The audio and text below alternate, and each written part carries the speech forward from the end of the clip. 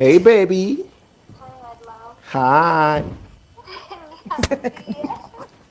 You're good? I'm okay. What do you want to have? Na furaha extra, so hiyo siku nilikuwa tu na furaha extra juu nimeona mtu mwenye nilikuwa nataka kuona.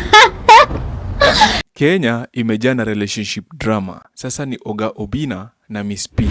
Je, hii ni love ama ni content ya kusaka views? Get ready.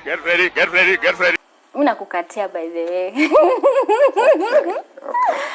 So, are you interested to get to know me? Because I am interested to get to know you. Unless you're not interested to get to know me. I like the chase, but when it gets a bit too disrespectful on my side, I remove myself. So, are you interested to get to know me? Okay.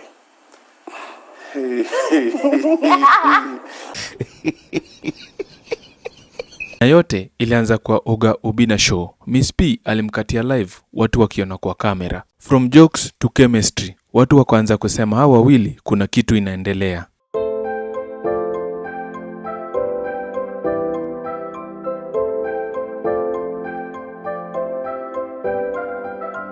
Na hapo ndio internet iliwaka moto.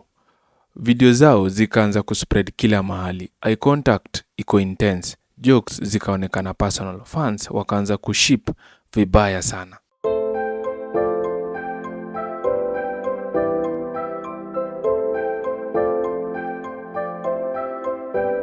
Lakini si kila mtu alibuy hii story. Wengine wakasema hii ni clout, ni content strategy na vile vile hakuna kitu inaendelea kati yao wawili.